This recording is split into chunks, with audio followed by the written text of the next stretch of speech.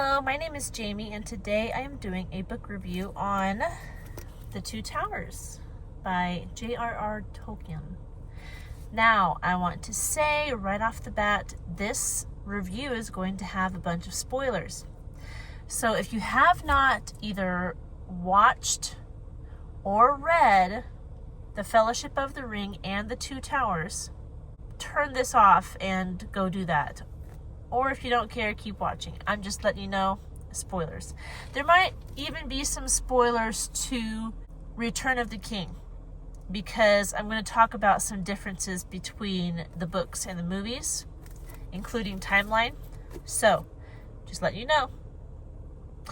Alright, so first of all, the overarching story of The Lord of the Rings is the big bad guy is Sauron. And he created these magical rings. He gave them out to different races. And he kept the most powerful ring, the one ring, for himself. Now, without getting into all the details, he lost the ring. And through a series of different people, it ended up with a hobbit named Frodo. And Frodo, in the first book, in The Fellowship of the Ring, went with There were 9 of them, 9 companions. It was their job to get the ring to Mount Doom in Mordor. They were going to throw it into the lava and destroy it.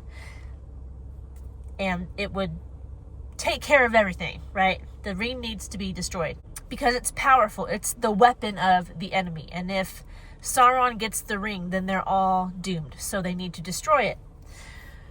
Well, in The Fellowship of the Ring, they did not complete their task. They got as far as right outside of Gondor, and then they were waylaid by orcs and Uruk-hai and everything. Now, this all happened at the end of both the movie and the book, The Fellowship of the Ring. They were beset by orcs and Uruk-hai, and the fellowship was broken. Sam and Frodo went off to Mordor by themselves. Merry and Pippin were taken by orcs. That's how the movie ends. So the book, The Fellowship of the Ring, it ends with Sam and Frodo going off to Mordor. Now, The Two Towers opens kind of in the middle of the ending of The Fellowship of the Ring, the movie version. So this is how the book and the movie timelines start to deviate from each other. In The Fellowship of the Ring, the movie, Boromir dies at the end of the movie. He actually dies at the beginning of the book, The Two Towers. It's one of the first chapters. It says, it's called the first chapter. It's called The Departure of Boromir. That is kind of the only difference in timeline between The Fellowship of the Ring and The Two Towers, is how the ending was done. So Boromir actually dies in the book, The Two Towers. I'm going to confuse myself in this review. Now, the story, all of that backstory, the story of The Two Towers, it's split, okay? So since the Fellowship has split, you have the two hobbits, Frodo and Sam, are on their way to Mordor. That's one story. The other story is the rest of the Fellowship, minus Gandalf and Boromir. Merry and Pippin have been taken by the orcs. So Aragorn, Gimli, and Legolas are following the orcs to try to rescue Merry and Pippin. And if you've seen The Two Towers, there's a bunch of stuff that happens with them meeting up with the Riders of Rohan, meeting King Theoden, and eventually culminating at the Battle of Helm's Deep. Now, in the movie, that's where the movie ends, the Battle of Helm's Deep. In the movie, you're going back and forth between the rest of the Fellowship and Sam and Frodo. Like, it's going back and forth the entire movie. In the book, the first half of the book is Aragorn, Legolas, Gimli, Merry, Pippin, Rohan, Gondor, all of this going on over here. And then it breaks And the second half of the book is just Frodo, Sam, and Gollum enters the picture. So that's a difference between the movie and the book. The movie, you're just constantly going back and forth between the two stories, which I think that works better in cinema. That was a good decision on their part to do it that way. But the book is half and half. So that's an interesting little difference between the storytelling of the two. Now, here are some spoilers at the end of the book concerning the Two Towers and Return of the King. So in the movies, the Battle of Helm's, and I also think that this was a good call for cinema to end the movie this way. In the Two Towers, the movie ends at the Battle of Helm's Deep. It ends with, another spoiler here, I'm sorry, the movie ends with Gandalf coming down the hill with Éomer and the Riders of Rohan to help King Theoden and Aragorn and everybody who was fighting at the Battle of Helm's Deep. Okay? So that's how the movie ends. And it was awesome, and the sun came up, and the music swelled, and everybody was kicking orc butt, and it was awesome. That was the perfect way to end that movie, in my opinion. Great. That was great. On the Frodo and Sam side, the way the movie ended, the Two Towers, they had just left Faramir, and Gollum is like, we could let her do it, talking about Shelob. Because in the movie, Gollum didn't want to break his promise to not hurt Master Frodo. So he was like, we'll let Shelob do it, and we'll get the ring after Shelob's done with him, right? Gollum never said Shelob.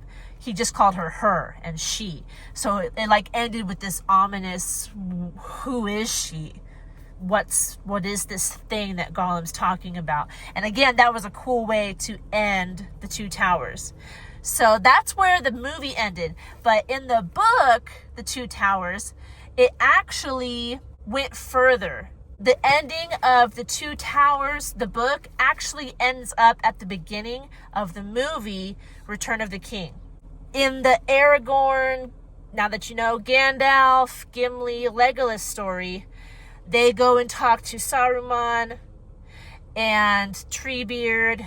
There's that whole meeting there. See, that happens in the movie at the beginning of the Return of the King. But it actually happens at the ending of their story in the middle of the Two Towers. And then, concerning Frodo and Sam, this book ends with the attack of Shelob and her lair. Frodo being taken by the orcs to the tower. So the book completely ends with Sam finding out that Frodo is alive, but he's just been taken to the enemy. So that's how the book ends. And that is actually in the beginning of the Return of the King, the movie. So there was a lot of different cinema decisions that a lot of them I actually think were good decisions, because it's hard to take a book, and especially one as detailed as The Lord of the Rings, and to turn it into a movie. I think Peter Jackson and his team and the writers, they did a really good job of taking these books and making epic films with them. So that is the story of the Two Towers going into the Return of the King. It's the same mission that was started in the Fellowship of the Ring. They're trying to get the ring to Mordor. They're trying to destroy the ring. This is just a continuation of the overarching mission. It's going to continue in the third and final installment, The Return of the King. There you go. There's a very long, detailed explanation, but I am a Lord of the Rings fan. I love the movies. They're epic. They're wonderful. I highly recommend them. Go watch them. My family and I, we actually watch them every year. Around Christmas time, we start the Fellowship of the Ring, just for the fact because Gandalf says the date in there. And I think the Fellowship actually leaves Rivendell on Christmas Day. But Gandalf says, I think it's October or something or other. I can't remember the exact date. I'm in this Lord of the Rings meme group, and they always post a meme on that day when Gandalf says, and it's, I think it's October blah blah blah blah, if you'd like to know. But they leave Rivendell on Christmas Day, so you have to start watching. I mean, you don't have to, but I have to start watching the Fellowship of the Ring right around Christmas. Anyway, now as far as morality, come on. It's very moral, but it is also, there's battles and blood and stuff, so keep that in mind. It is Middle Earth, and there are nasty sword fights. Not even nasty, because I've read some books that are way too much, gory. And J.R.R. Tolkien, I wouldn't describe him as gory at all. He just says what needs to be said. They were, fighting, and so-and-so killed so-and-so, and, it's very just kind of what's going on, and it's not too much, if that makes sense. So there is a little bit of gore. I did read the word DAMNED at the end of here. The orcs were talking to each other, and one of them said that word, but there is not a lot of profanity.